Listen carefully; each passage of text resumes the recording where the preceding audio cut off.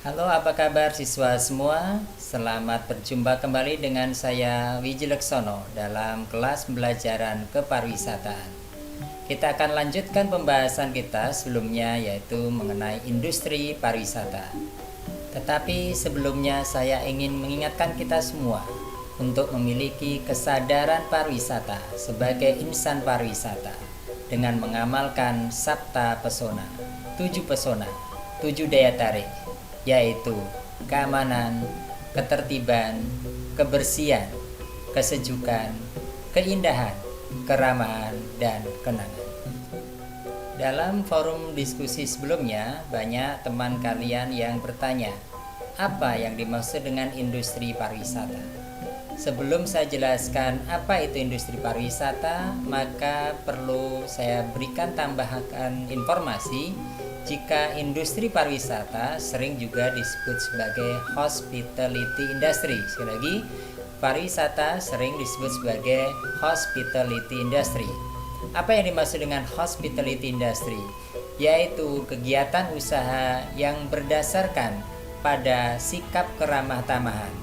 Mudahnya adalah dalam proses produksi, kegiatan usaha ini banyak melibatkan sentuhan manusia, sentuhan humanis. Kita bisa banyak mengambil contoh dalam kegiatan usaha pariwisata manusia. Meskipun di tengah perkembangan ilmu pengetahuan dan teknologi, dalam kegiatan usahanya masih melibatkan banyak campur tangan manusia. Kita ambil contoh misalnya dalam pemanduan wisata.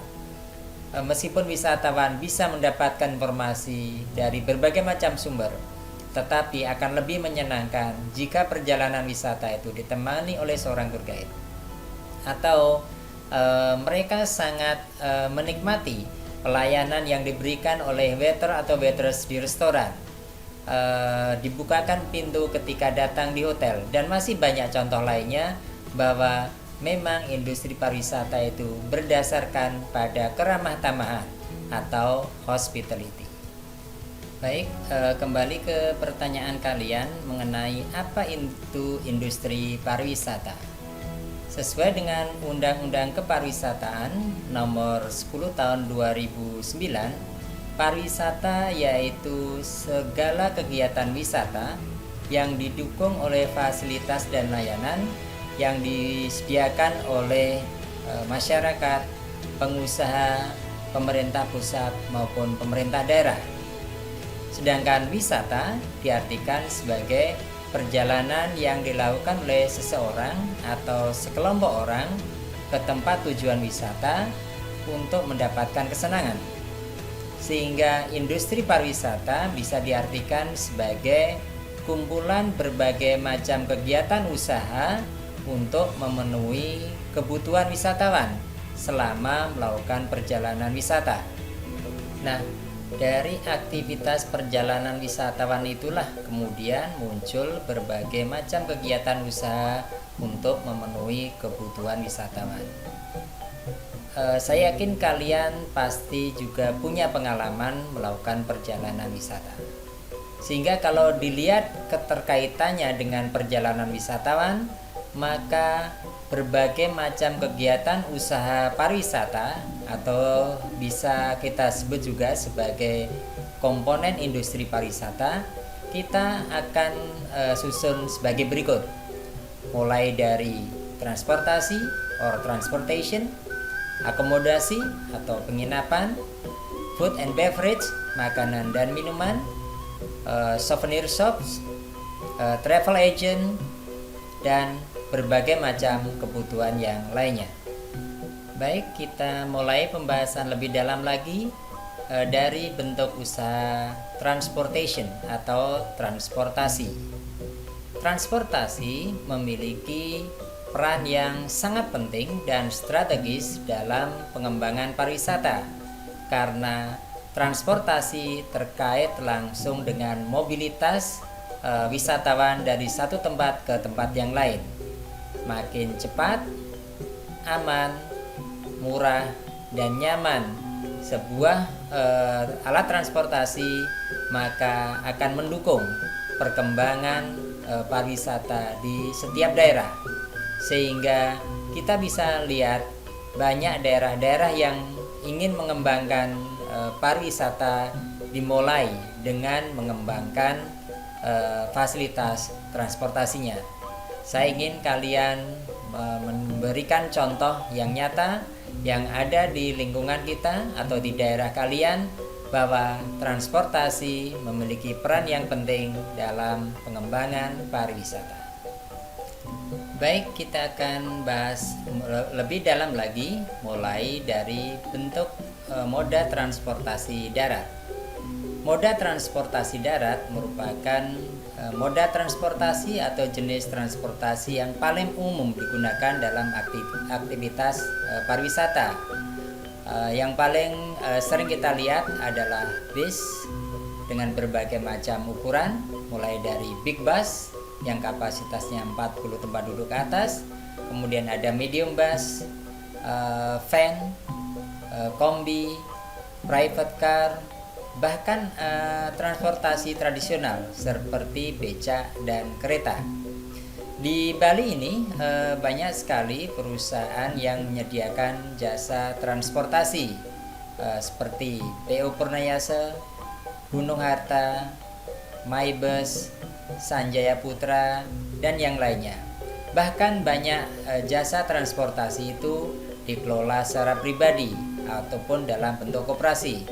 Mungkin salah satunya adalah keluarga kalian.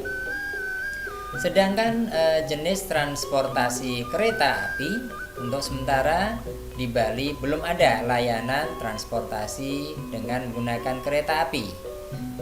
Di Indonesia, layanan jasa kereta dikelola oleh PT KAI, PT Kereta Api Indonesia, yang memiliki jaringan rel di Pulau Jawa, Sumatera, dan Sulawesi. Di beberapa negara, angkutan kereta api ini bahkan bukan hanya menjadi alat transportasi andalan, bahkan menjadi daya tarik wisata itu sendiri. Contohnya misalnya kereta cepat Shinkansen di Jepang, kemudian kereta TGV yang memiliki banyak jaringan rel di negara-negara Eropa. Di Indonesia sendiri, transportasi yang menjadi bagian aktivitas pariwisata misalnya adalah angkutan becak yang sangat terkenal sebagai angkutan wisata di Yogyakarta. Sedangkan di Bali banyak wisatawan yang menikmati wisata sambil naik kereta kuda. Yang kedua adalah moda transportasi udara. Dibandingkan dengan moda transportasi darat dan laut, transportasi udara memiliki banyak kelebihan. Di antaranya lebih cepat, lebih nyaman, dan lebih aman dibandingkan moda transportasi lainnya, sehingga perkembangan pariwisata sangat didukung oleh perkembangan teknologi transportasi udara. Ada berbagai macam jenis dan bentuk transportasi udara. Yang paling umum adalah pesawat terbang atau airplane dengan berbagai macam ukuran atau kapasitas, mulai dari yang kapasitasnya di bawah 100 tempat duduk seperti CN235 produksi dari PT Dirgantara Indonesia, kemudian jenis pesawat kasa dan yang lainnya, sampai pada pesawat yang mampu mengangkut lebih dari 400 penumpang dalam sekali angkut, seperti jenis Boeing 747, Airbus 330, Airbus 380, Boeing 777 dan yang lainnya. Ada dua produsen pesawat yang sangat terkenal di dunia ini, yaitu Boeing milik dari Amerika Serikat dan Airbus milik dari konsorsium negara-negara Eropa. Di Indonesia banyak maskapai penerbangan nasional, di antaranya Garuda Indonesia sebagai badan usaha milik negara, kemudian Lion Air, Air Asia, Sriwijaya Air, Batik Air, Citylink, dan yang lainnya. Eh, Tugas kalian adalah menginventarisasi maskapai penerbangan internasional yang memiliki jaringan penerbangan ke Bali. Selain pesawat terbang, ada helikopter, kemudian balon udara. Di beberapa negara, naik balon udara ini menjadi salah satu aktivitas pariwisata yang banyak menarik wisatawan. Bahkan belakangan ini dikembangkan wisata keluar angkasa dengan naik wahana pesawat luar angkasa. Saya mau nanya sama Sinta nih, tempat wisata impian kamu kemana? Kalau ke pantai udah biasa, ke gunung juga bosen. Saya kali ini pengen liburan yang luar biasa nih. Wah, kemana? Yaitu ke luar bumi. Jadi sekarang itu ada beberapa perusahaan penerbangan nih yang menawarkan paket liburan ke luar angkasa. Wih, seru juga ya, liburan sambil menikmati sensasi luar angkasa. Iya. Wah.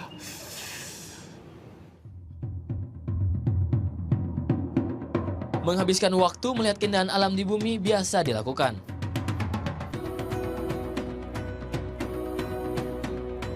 Menikmati keindahan luar angkasa rasanya mustahil, tapi kini dapat terwujud.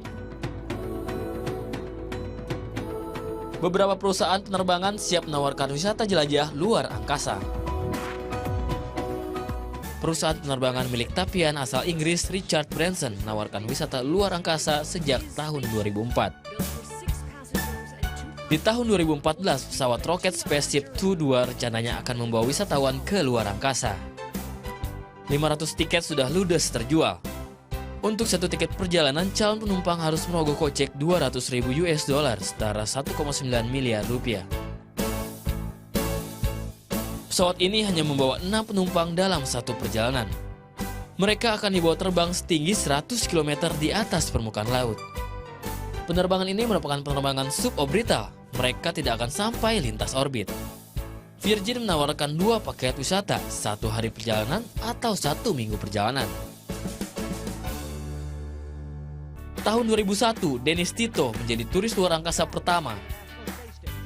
Selama 1 minggu, Dennis menikmati sensasi berada di luar angkasa.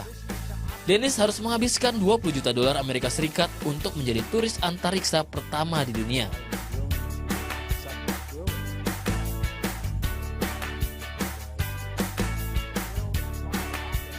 Tahun 2006, giliran Anousheh Ansari menjadi turis wanita pertama yang meluncur ke luar angkasa. Pengusaha telekomunikasi ini sejak lama bermimpi ingin menjelajahi luar angkasa.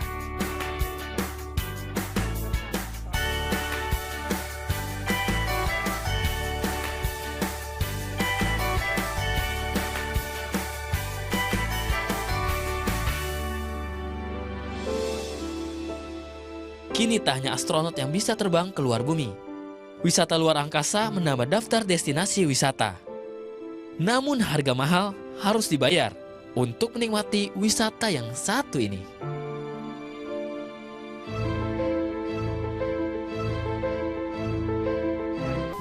Yang ketiga adalah moda transportasi air atau moda transportasi laut. Memang dalam aktivitas pariwisata, moda transportasi air tidak sepopuler moda transportasi darat dan moda transportasi udara. Tetapi kalau kita lihat dari sisi sejarah, maka moda transportasi laut merupakan salah satu moda transportasi yang paling tua digunakan oleh manusia. Sekarang ini angkutan laut lebih banyak digunakan untuk angkutan barang dibandingkan dengan untuk angkutan manusia. Ada beberapa jenis angkutan laut yang masih digunakan dalam aktivitas pariwisata. Yang paling terkenal tentu saja adalah cruise atau kapal pesiar, atau ini lebih tepat disebut sebagai hotel di air atau hotel di laut, karena cruise atau kapal pesiar ini lebih berfungsi sebagai hotel daripada sebagai alat transportasi, di mana penumpangnya menikmati perjalanan wisatanya di atas kapal.